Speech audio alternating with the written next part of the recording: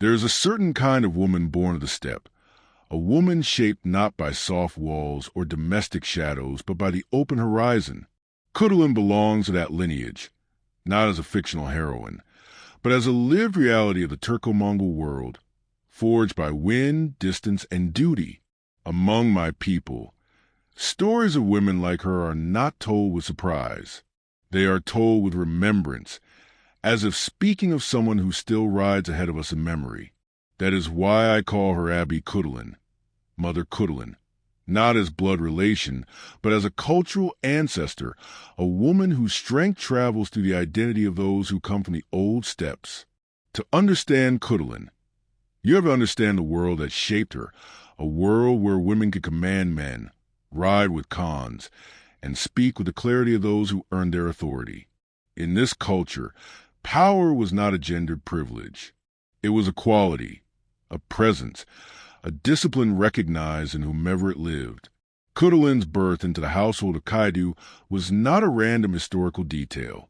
It was an initiation into a life where strength was expected, where courage was normal, and where the young learned to be formidable before they learned to be afraid. This was not a girl raised to be tamed. This was a girl raised to be ready. When I call her a warrior mother, it has nothing to do with children. It has to do with legacy. A mother of identity, a mother of memory, a mother of strength. Someone who exists not only in records, but in the cultural subconscious of those who inherited the steppes way of thinking. Khutulun's origins are more than background. They are the soil that fed her spirit, a reminder that her life was not an exception, but an expression of a world that did not force women to choose between femininity and ferocity. She lived both without apology. The steppe has a way of shaping a person that no city ever could. It teaches you to measure distance with your eyes, to measure danger with your breath, to measure yourself against a horizon instead of other people. Khutulun was a daughter of that expanse, a child of wind and distance, raised in a world where the land itself was a teacher. When I think of her, I don't just think of a warrior. I think of that endless landscape, that wide, unbroken sky stretching over the back of the world, a place where a person learns not to beg for space, but to claim it, a place where fear has no room to grow because the wind takes it away faster than it arrives. The steppe made people honest, not in the moral sense, but in the practical sense. Your strength was your strength. Your courage was your courage. There was no wall, no house, no city to hide behind. If you were brave, the steppe knew. If you were weak, the steppe knew that too. Khutulun's spirit, her confidence, her fearlessness, her clarity, comes from this place. The series hints at it through her stature, her presence, her way of walking and speaking, but the root of it is deeper. It's the root of someone who grew up seeing the world as open, not closed, as a path, not a prison. I grew up hearing stories about women like her, not as legends, but as possibilities, as examples of what a steppe woman could be when the world did not try to limit her. These stories did not use titles or grand language.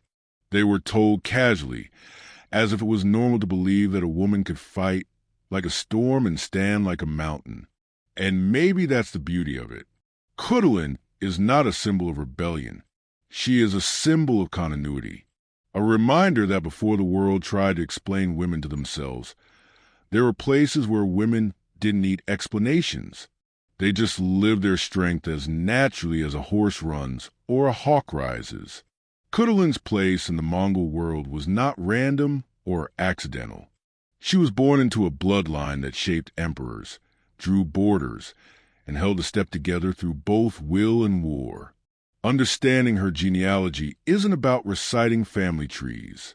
It's about understanding the weight of the world she walked into.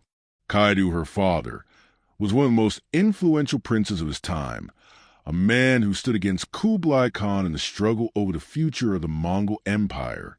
And if Kaidu was the strategist, the political counterweight, then Khutulun was the force that kept his world from collapsing under its own ambition. The show Marco Polo captures this dynamic in its own way. It portrays Khutulun not as a supporting character, but as someone whose presence carries political gravity. When she enters a room, you feel the lines of power shift, not because the script demands it, but because her position in history demands it. Historically speaking, Kublai was Kaidu's cousin, which means Khutulun and Kublai were bound by blood, culture, and a shared heritage of rulers who carried the steppe in their veins. In the series, this connection is portrayed through mutual respect, the kind of respect that exists between people who recognize each other's lineage even before they recognize their faces. But here's the important part. Khutulun wasn't powerful because of her family. She was powerful within her family. She didn't stand in anyone's shadow. She stood beside them, equal in strength, equal in responsibility, and in many ways more feared than most of the men who shared her blood. In the world of the show, you see this quiet authority. She is not written as a girl who proves herself. She is written as someone who doesn't need to. Her genealogy isn't a burden or a label. It's a context, a frame, the structure around a spirit that was never meant to be small. Understanding her place in that world is understanding that she was born into a constellation of power, but she shined on her own, with her own light, shaped by the empire but never contained by it. Before you understand Khutulun's legend, you have to understand the kind of body the steppe shaped. Not the sculpted body of modern fitness, not the fragile body protected by city walls, but the functional, weather-hardened body of nomad, built through necessity, not performance. On the steppe, every child, boy or girl, learned to ride before they could walk confidently. Horses were not transport. They were limbs, an extension of the self. By the time girls like Khutulun reach adolescence, they could shoot arrows from a galloping horse, fight with a bow, and track movement by instinct almost more than sight. The series captures glimpses of this in her posture, her balance, the way she stands with her feet rooted like someone who understands weight and space. But the reality goes even deeper. Steppe women were not trained to fight. They were raised in a world where strength was a survival language. Wrestling, one of the oldest and most sacred steppe traditions, was not a sport for men alone. It was a test of center of gravity, timing, breath, the kind of strength that is born from living against the wind. Khutulun didn't learn to wrestle to prove a point. She learned because it was one of the many skills a person in her world was supposed to master. And here is where the series deserves credit. Khutulun is not sexualized through her body. She is not framed as built or toned. Instead, she is framed as capable. Her body is shown as a tool, a weapon, a vessel of practical power. She moves like someone who has spent more time on horseback than on the ground. In real history, the strength of steppe women wasn't seen as unusual. There was no discomfort about their ability to fight. A strong woman wasn't a threat. She was an asset, a proof that the family, the tribe, the lineage was built to survive whatever the land demanded.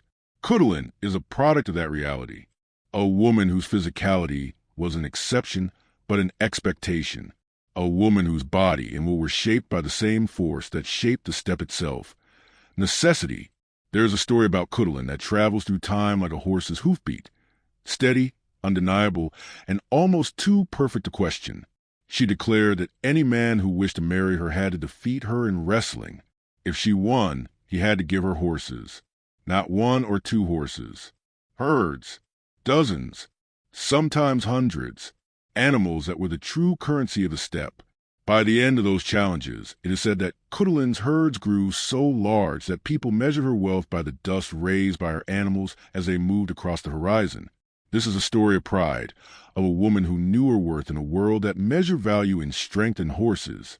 It is a perfectly steppe way of choosing a husband, not through poetry or appearances or wealth, but through skill, through evidence, through who could stand their ground in the most ancient test of the nomads.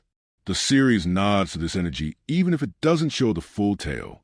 Khutulun is portrayed as someone men respect first and desire second. She doesn't fall in love like a tame character in a romance.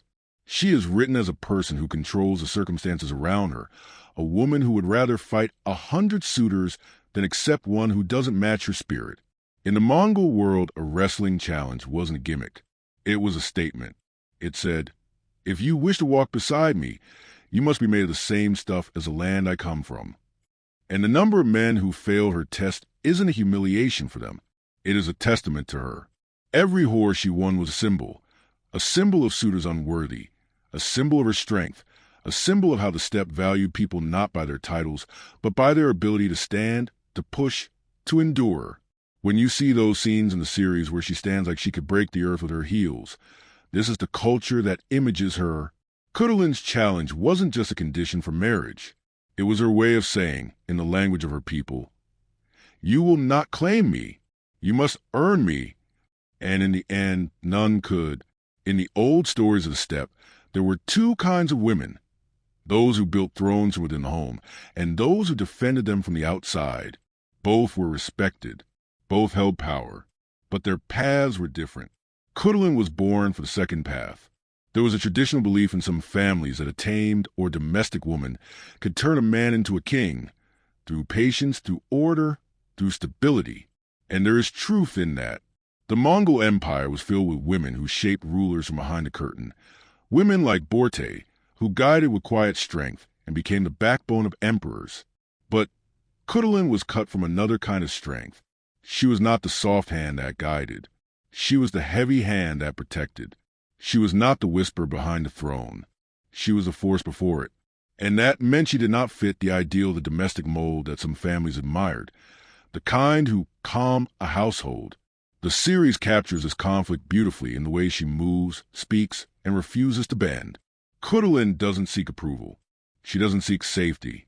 She carries herself like someone who understands that being who she is will always be more honest than becoming what the world expects. Where some women were valued for creating peace, Khutulun was valued for making war honorable. Where some women protected their homes, Khutulun protected their world. She lived in a culture that did not view strength and femininity as opposites, but as two ways of serving the same people. And here's the truth the series reflects, even if subtly. Khutulun's life wasn't about rejecting domesticity. It was about refusing to be limited by it. If she ever chose a partner, it would not have been to tame herself or fit an expectation. It would have been to walk beside someone who matched her force for force. This is the heart of her character. Her unwillingness to shrink, her refusal to be molded, her understanding that a woman's place on the steppe was not defined by gender, but by strength, courage, and usefulness to her people. Khutulun was not a domestic queen-maker. She was a world shaker, and the steppe knew it. In the series Marco, Polo, one of the most striking dimensions of Khutulun's character is the undercurrent of respect between her and Kublai. It's not romantic, not political in the traditional sense, and not even dependent on frequent interaction. It's a recognition, a kind of silent acknowledgement that they both carry the weight of the same world in their blood. Historically, this makes sense. Kublai and Kaidu were family, and through that line Khutulun was bound to Kublai by more than just names. They came from the same empire-building stock, from the same harsh land, from the same ethos that valued strength and loyalty above all else. So when Kublai looks at her in the series with a kind of quiet respect, it feels authentic. There's a beauty in the way the show portrays this dynamic. Kublai sees her not as a girl to be married off, not as a political pawn, but as a warrior, someone who has earned her place not through birth alone, but through action. Someone who mirrors the old values of steppe, values that Kublai himself is losing as he transforms into a more settled, imperial ruler. Khutulun, in contrast, represents the purity of that older world, the world before palaces, before silk, before courts and diplomats and fine titles. She represents the original Mongol way of living, raw, mobile, dangerous, and defined by merit. And Kublai recognizes this in her, because he was raised in it. Notice how the series shows their interactions, with subtle body language, with a kind of mutual awareness. Kublai doesn't speak to her as he speaks to court officials or rivals. He speaks as a man who understands that the woman in front of him would have been a legend even if she were born in another time. And Khutulun, for a part, treats him not like an uncle or a king, but like a man of her own bloodline, someone whose power is earned, not assumed. This mutual respect is one of the most authentic things the show gets right. It highlights how the Mongol world viewed women, like her not as anomalies, but as assets. A woman who could lead, command, and protect was valued, loved, and respected, even by emperors. Kublai's presence in her story, both in history and in series, reminds us that Khutulun wasn't just a warrior among men. She was a warrior who earned the regard of rulers, a woman who lived in the kind of space where power recognizes power, and strength bows only to strength. There's a pattern in Western storytelling that becomes obvious once you've seen it enough times. This need to place a white male protagonist at the center of every narrative, even in worlds that do not belong to him. And in Marco Polo, you see this pattern surface in the one place it should have never touched, Khutulun. From the moment they have Marco and Khutulun entangled in an unnecessary sexual scene, you can feel the disrespect, not just to her, but to the entire cultural memory of steppe women. They take a woman whose life was defined by strength, lineage, and command and reduce her to a checkpoint in a man's journey. This is not sensitivity. This is accuracy. Khutulun's story does not need a romantic angle, and certainly not an angle that centers a foreigner. Historically, men from her own people struggled to stand shoulder to shoulder with her. Yet the show gives that place to Marco. And this is where the Western gaze shows itself. The gaze that cannot believe a woman can stand alone, that cannot believe a strong woman's story could be complete without being claimed emotionally or sexually by a man who doesn't belong to her world. The frustrating part is that the series gets so many things right: her strength, her loyalty, her lineage, her command. And then, in a single scene, it undercuts it by trying to make her a step in Marco's development, as if a woman like Khutulun exists to make an outsider feel interesting. But if you watch carefully, you can see the truth shining through the active performances. Even when the script tries to pull her into Marco's shadow, her presence refuses to shrink. Her body language, her tone, her power, none of it fits the frame the Western gaze tries to place around her. And this is what I want viewers to see: how the series tries to westernize her story, but how her character and spirit fights back. Khutulun is not a woman a man stumbles upon and wins. She is the kind of woman men lose to, men fail to hold, men fear to disappoint. Even with the Western gaze filtering her edges, her core remains intact, because Khutulun, by nature, cannot be tamed by scripts, cameras, or cultural lenses. She is too big for that, too strong for that, too real for that. Leadership on the steppe wasn't theater. It wasn't about grand speeches or polished manners. It was about who would ride first into danger, who would hold the line when the wind turned, and who other warriors trusted with their lives. Khutulun didn't lead because she was a princess. She led because soldiers followed her instinctively. In the series Marco Polo, you see this authority in the smallest details: the way she stands among men without adjusting herself, the way her silence hits harder than other characters' entire dialogue, the way she moves like someone used to being obeyed, not because she demands it, but because she has earned it. Historically, the steppe was a meritocracy in its rawest form, and that is why Khutulun's leadership makes sense. She proved herself in wrestling, in war, in every trial that measured strength and strategy. A person like that doesn't command through force. They command through results. Her tactics were simple but deadly: mobility, speed, precision. Steppe warfare was a chessboard of movement, and Khutulun understood its logic better than most. She knew when to strike, when to withdraw, when to turn the battle by appearing where the enemy thought there was nothing but empty space. And this is why men followed her. Not out of chivalry, not because she was different, but because she made them win, because under her command they returned home alive, because she saw the battlefield with clarity, the way only someone raised in the wide open world can. The show reflects this in subtle ways. Khutulun never needs to explain her value. Other characters recognize the moment she speaks or acts. There's a scene where her presence alone is enough to settle tension, and that's not acting, that's accurate characterization. A steppe leader's power was often silent, but never weak. Khutulun's leadership isn't about titles or legitimacy. It's about competence. It's about being the kind of person others trust in the dark, trust in chaos, trust when the horizon fills with enemies. And that kind of leadership, in any era, is rare. This is why her character stands out so strongly in the series. Not because the show exaggerates her, but because it captures the truth. Khutulun wasn't just a warrior in history. She was a leader, and leaders of her caliber don't emerge often, in fiction or reality. There are figures in history who burn so bright that the records fail to hold them. Khutulun is one of them. Her life is documented. Her power is recorded. Her exploits are celebrated. But her yendi, her end is a silence. No one knows if she married. No one knows if she loved. No one knows how she died. All we have are fragments, rumors, lines of text too small to contain a woman of her size. It's as if history itself could not decide how to close her story, so it left the door open. And there is something beautiful about that, something fitting. Because how you end the story of a woman like Khutulun, a woman who fought like a storm, led like a general, spoke like someone born with authority in her breath. You don't. You let her walk off into horizon, the way steppe warriors have always done. The series touches this energy without trying to explain her. She is allowed to be mysterious, allowed to be more than a character arc, allowed to be someone whose future remains unknown. And that unknown is a kind of respect. Because in the steppe tradition, an unknown end is not a loss. It is a space, a wind gap, a shimmering distance, a suggestion that the warrior's journey does not end here, that it continues somewhere we cannot see. Some say she married late. Some say she never married. Some say she fell in battle. Some say she retired into the inner circles of power. But none of these versions feel definitive, and maybe they aren't meant to. Maybe the greatest homage we can give women like her is to let them remain unconfined, because if her life was defined by strength, choice, and willpower, then her disappearance from history can be read as the final expression of that willpower.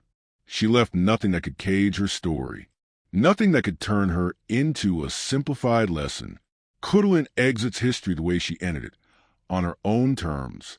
No tragic ending, no domestic closing of the curtain, no tidy epilogue, just a step stretching ahead of her, and a woman riding forward until records stop following. To understand Khutulun fully, you have to understand something most people miss about the steppe. Women there did not live in the shadows. They lived in the center. Their status wasn't a historical accident.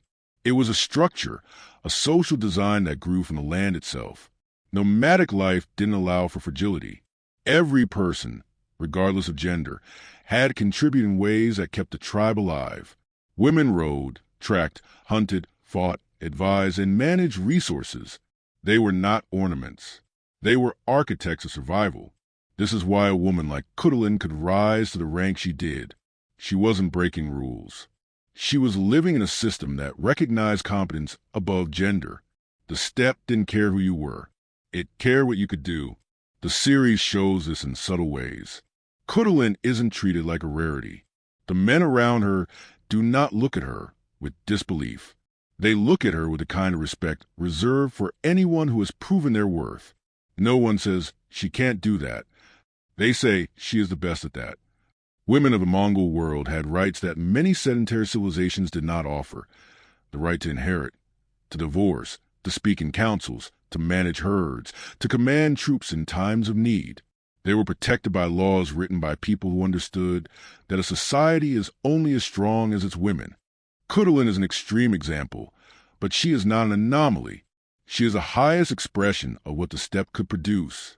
A woman with authority, not by rebellion, but by design. Her life shows how power operated in the Mongol world. Fluidly, practically, and without the delicate egos that often restricted women elsewhere. In this context, her capacity to lead troops, to fight alongside men, to be trusted with strategic responsibility isn't a legend.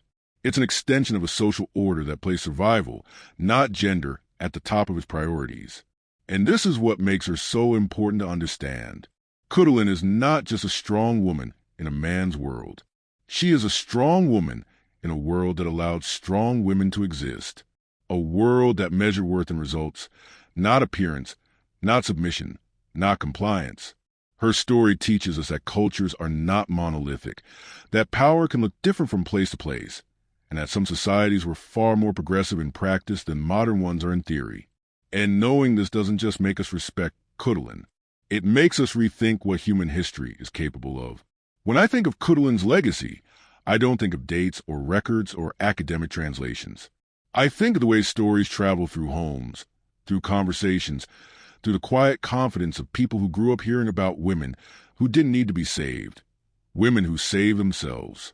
In my community, figures like her are not distant. They are near.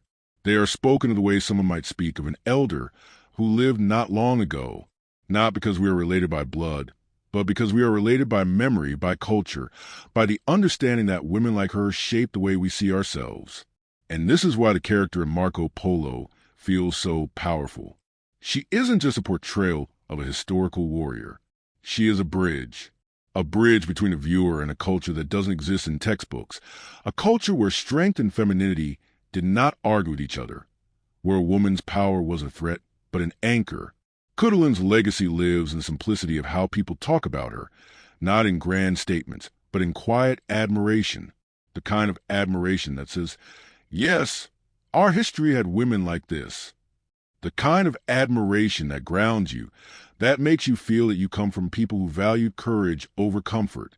When the series shows her standing tall, unmoving, unapologetic, that image does more than create a moment of cinema. It awakens something, an understanding that we are descendant of cultures that raise people who refuse to shrink.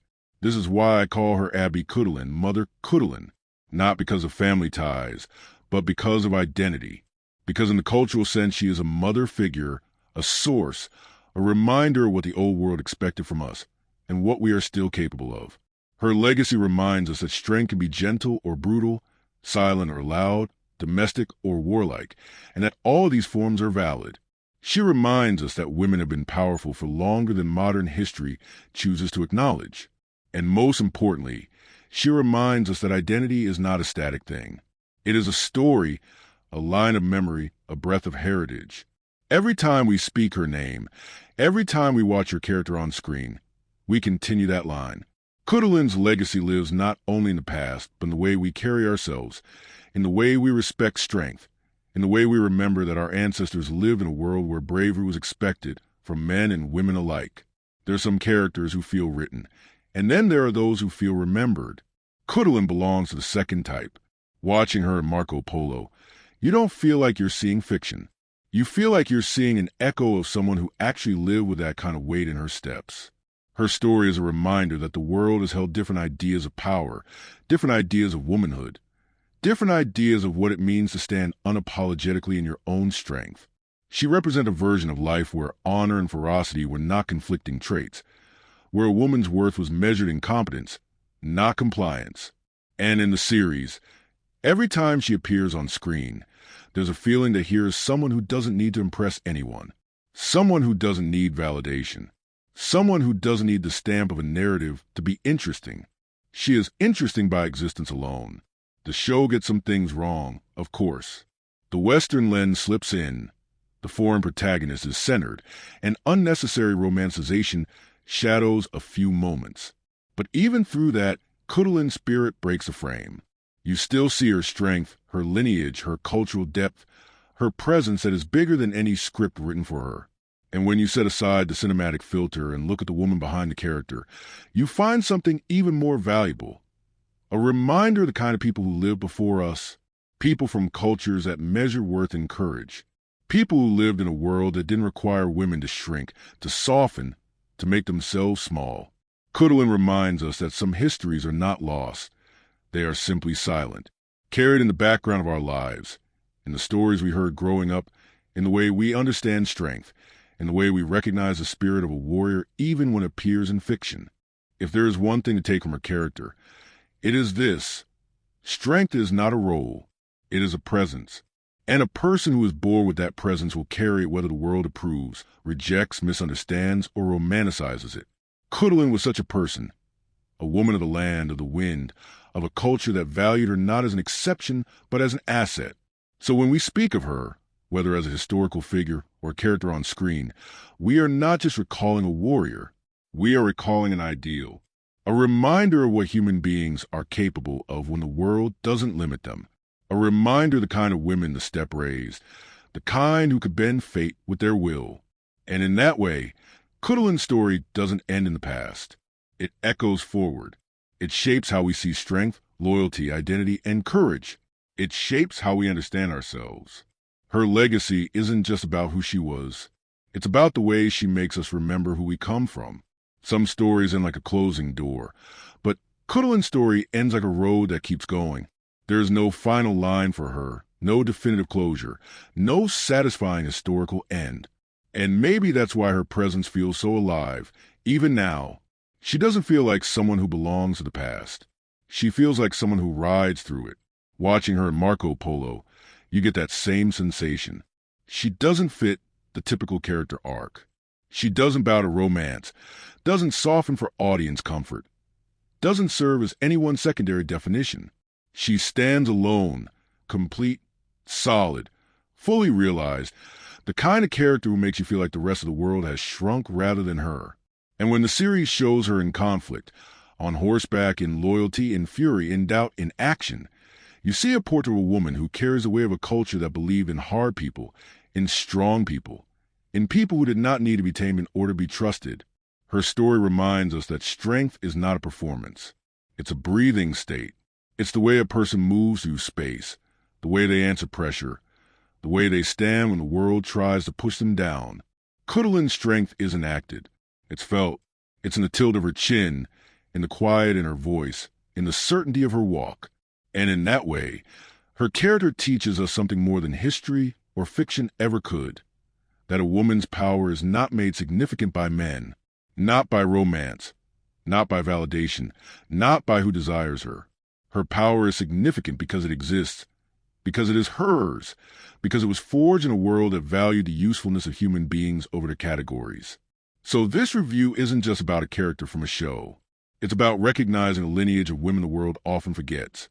Women who fought, who led, who negotiated, who commanded, who weren't written as symbols, but lived as real examples of what strength can look like when the world doesn't clip its wings. Khutulun's story pushes us to reconsider our understanding of womanhood, of power, of heritage, of the kind of people who existed before modern narratives reshaped them into figures of simplicity. She is the opposite of simple. She is the opposite of tamed. She is the opposite of conventional storytelling. And that's why she lingers, why she stays in the mind long after the episode ends, why her image sits in the background of your thoughts like a memory you didn't realize you had. Because people like Khutulun aren't meant to be contained by television, by history, or by time. They are meant to be felt, to remind you of where you come from, to remind you of the strength that existed long before you, the strength that is still inside you, the strength that is part of your lineage whether you claim it or not. And if you listen closely, you can almost hear it. The steppe wind, the horse's breath, the distant thunder of hooves, and the presence of a woman who didn't wait for history to remember her. She made herself impossible to forget.